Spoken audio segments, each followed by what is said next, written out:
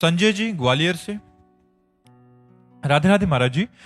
महाराज जी, हम नाम जप करते हैं और अपना नाम जप श्री जी को समर्पित कर देते हैं। उस नाम जप के बदले कोई इच्छा भाव भी नहीं रखते और मन में कई इच्छाएं उत्पन्न होती हैं। जब तो उसको जब भगवान पूरा करते हैं तो नाम जप खर्च होता है क्या? नहीं, जो भागवतिक बैंक में नाम जब जमा कर रहे हैं और हमने इच्छा की कि हमारा ये कार्य हो जाए तो उसके ब्याज में हो जाएगा, नाम जब खर्चा नहीं होगा।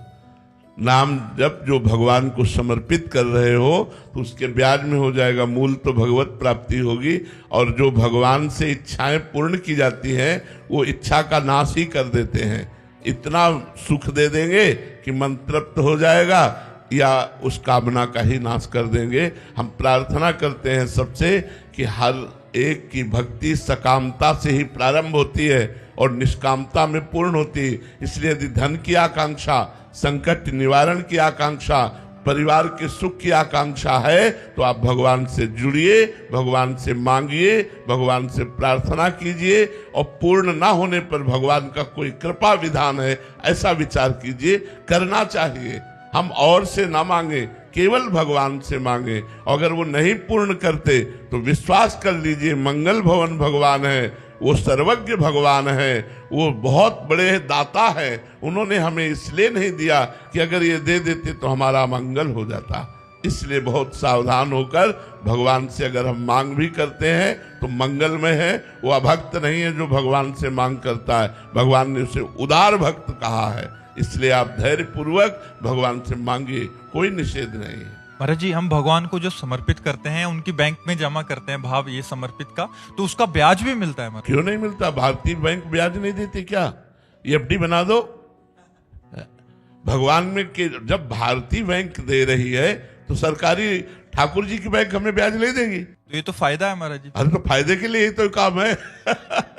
सर्व मंगल में भारतीय बैंक पैसा देती कि नहीं? आप एफडी ना बनाए तो भी ब्याज देगी कि नहीं देगी? तो भैया जब भारतीय बैंक दे रही तो सरकारी बैंक क्यों नहीं देगी? भगवान की ही विधान से सब सारा संसार चल रहा है। जैसे भगवान के विधान में अपने शरीर की हत्या करना महापाप है, तो हमारे भारत सरकार की उसमें क्या छूट है क्या? अगर आप हत्या का उपाय करते पाए जाए तो आपको जेल होगी, क्योंकि आप अपराधी माने जाएंगे ना। तो जितना जो कुछ बना हुआ है वो सब भगवान से ही तो बना हुआ है। तो जब हमारी भारतीय बैंक देती है हमको ब्याज, तो सरकारी बैंक को भगवान की क्यों नहीं देगी? ब्याज में खूब फलो फूलोगे और मूल में भगवान की प्राप्ति होगी। इसीलिए तुम बिल्कुल आनंद ही आनंद, चकाचक आनंद है। खूब नाम जप करो, जैसे बने तैसे बने, जैसे बने भाव कुभाव अनख आलसहु, नाम जपत मंगल दिसिद सो। छोटी मोटी बात है। अरे जी, उनको समर्पित करना अत्यंत आवश्यक है। अत्यंत आवश्यक है। अगर समर्पित नहीं करते हो तो फिर फल में वो हो जाएगा, फिर फल में वो चला जाएगा। इसीलिए कृष्णार्पणमस्तु जरूर करना चाहिए अपने इष्ट को। जैसे अपने लोग हैं तो राधा वल्लभ अर्पणमस्तु, सब कुछ भगवान को अर्पित किए जाते हैं।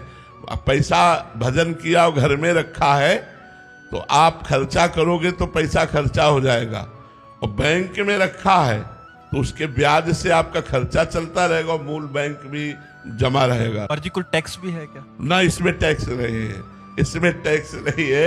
ये टैक्स फ्री हमारी सरकार में फ्री है। देखो, आप वायु दी जाती कोई टैक्स, सूर्य प्रकाश दे रहा कोई टैक्स, धरती में वास दे रहा कोई टैक्स, जल दे रहा कोई टैक्स, आकाश छत्र की तरह विराजमान कोई टैक्स, आपको मनुष्य शरीर दिया कोई टैक्स, सब फ्री। हमारे भगवान सब फ्री दे रहे हैं। तो इसीलिए संत जन प्रयासरत हैं कि हमारी समाज भागवतिक बने। हमारी समाज आज जो लोग ये समझ, हम अभी एकांतिक में बोला था कि लोगों की मानसिकताएं बिगड़ रही हैं। वो जबान के स्वाद के लिए मुर्गा, भैंसा, गाय, बकरी सबको खा रहे हैं और समझते हैं कि हम बलवान बन जाएंगे। गलत बात। आप ब्रह्मचर्य ठीक रखिए, पवित्र भोजन। हमारे यहाँ कितना गाय दूध देती है, उसका घी, उसका मक्खन, उसका मट्ठा, उसके खोया, जो भी चाहो। तो आजकल तो पशुओं की हत्या की जा रही है, गौ हत्या हो रही है।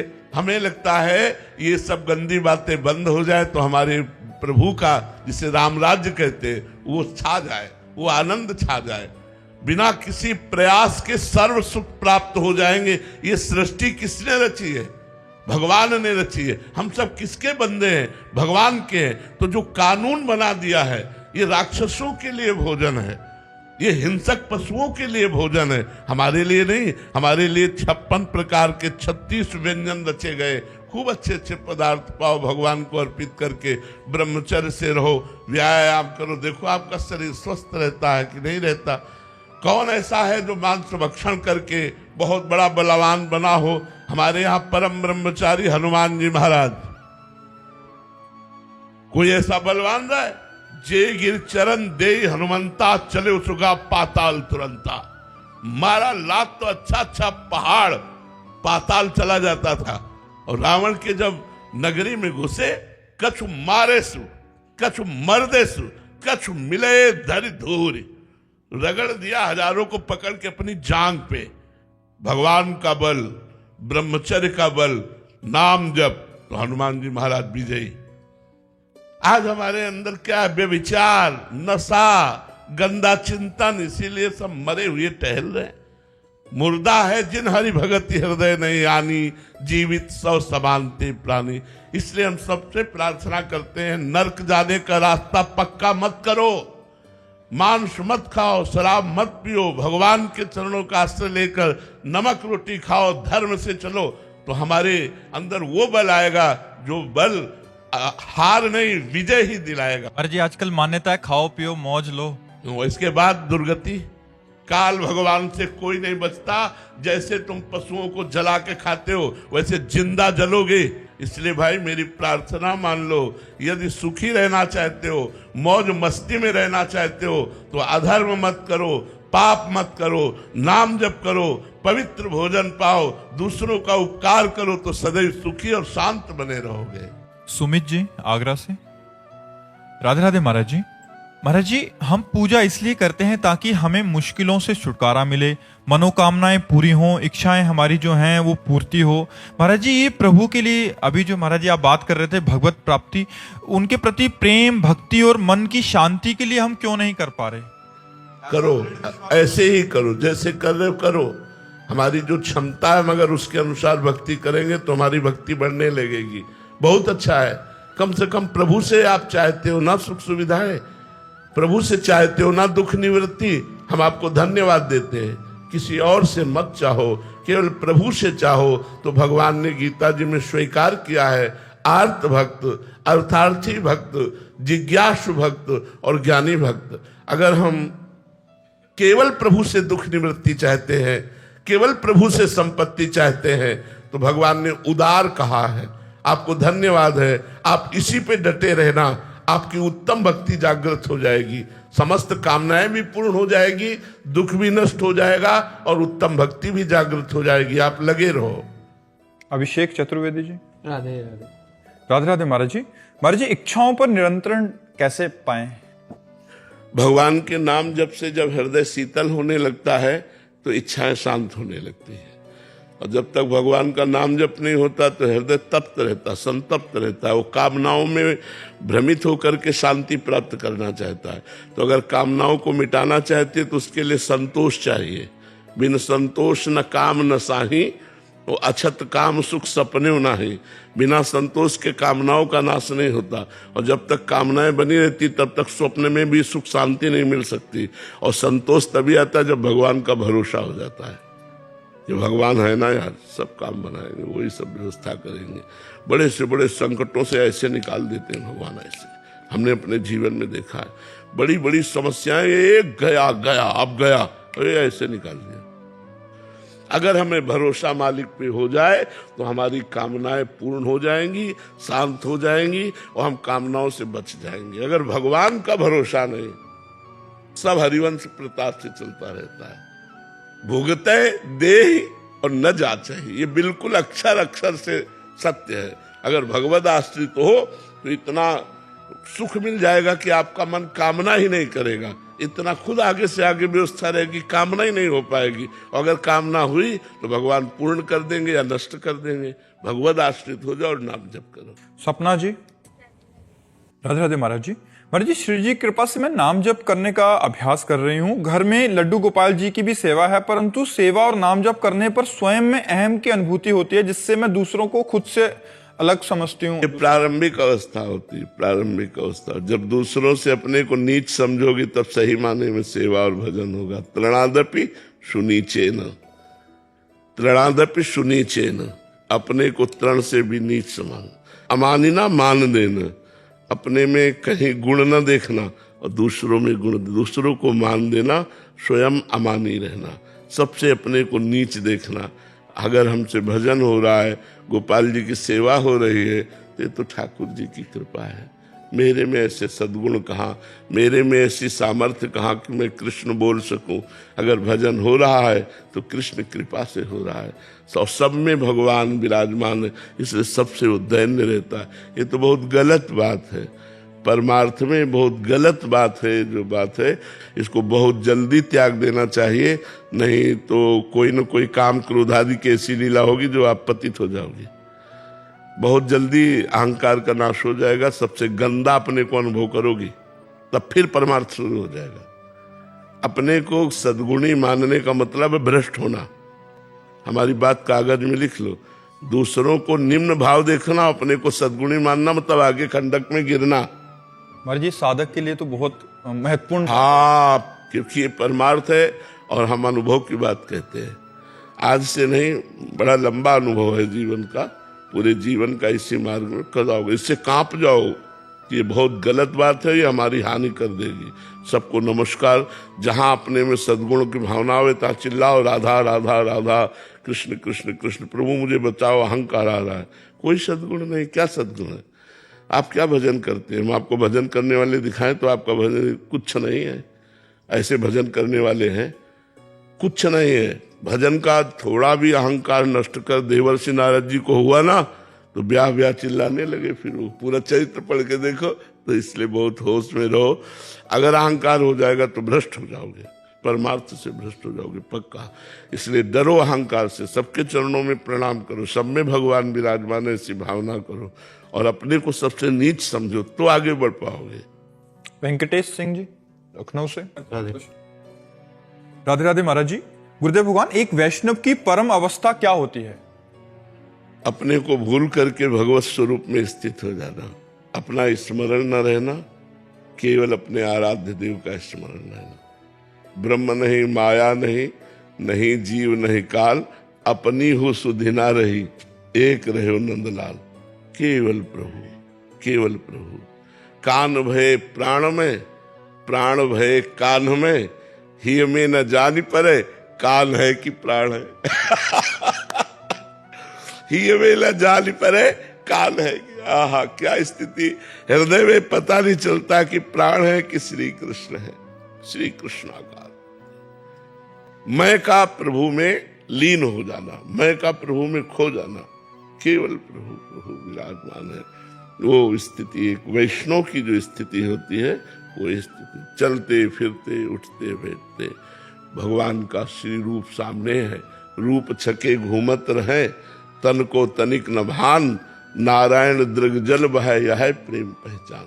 भगवान की बात सुनते ही भगवान के रूप, आंसू बह रहे हैं, पुलकित हैं और भगवान में निरंतर रमण कर रहे हैं, और मैं भगवान का भजन कर रहा हूं, ऐसी स्मृति चली गई। ये स्मृति चलेगी, मैं की स्मृति खो गई, केवल भगवान ही भगवान है। ऐसे भक्त से पूरे लोक के लोक को पवित्रता प्राप्त होती है। मम भक्ति युक्तो भुवनम पुनात्, मेरी भक्ति करने वाला लोक के लोक को पावन कर सकता है। मोहित शर्मा जी, हिसार से। राधे राधे महाराज जी। महाराज जी, आपके चरणों में कोटि कोटि प्रणाम। महाराज जी, श्री कृष्ण जी से सच्चा निष्काम प्रेम कैसे हो? ऐसा प्रेम जिसमें केवल समर्पण और सेवा का भाव ही हो।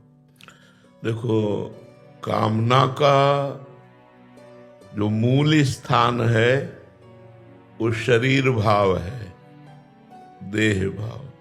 मैं पुरुष हूं, मैं स्त्री हूं, इसी भाव में, देहाभिमान में ही समस्त कामनाएं रहती है। जब तक देहाभिमान नष्ट नहीं होगा तब तक कामनाएं बनी ही रहती हैं। चाहे जितनी वर्ष तपस्या कर ले, साधना कर ले, जब तक देह भाव नष्ट नहीं होगा तब तक कामनाएं बनी रहती है। निष्कामता भगवान के चरणों की आराधना से आती है, सकामता शरीर को मैं मानने से बढ़ती है। तो जब इस मैं को हम भगवान के चरणों में समर्पित कर देते हैं तब हमारा भाव निष्काम होने लगता है। पर इस मैं को समर्पित करने के लिए तन, मन और वाणी, ये तीन समर्पित करना होता है। तन समर्पित का तात्पर्य है हमारी जितनी भी क्रियाएं हों शरीर से, श्री कृष्ण अनुकूलेन प्रतिकूलस्य विसर्जनम, भगवान श्री कृष्ण के अनुकूल क्रियाएं हों, अर्थात धर्म के अनुसार क्रियाएं हों, अर्थात भगवद्वाणी संतवाणी के अनुसार हमारी क्रियाएं हों, धर्म विरुद्ध पापाचरण नहीं होना चाहिए। और जो श्री कृष्ण अनुकूलेन कर्म बन रहा है वो श्री कृष्ण समर्पणम, तो हमारा तन समर्पण हो जाएगा। वाणी इसमें दो हैं, रसेंद्री और वाकेंद्री। रसेंद्री स्वाद लेना, वाकेंद्री बोलना।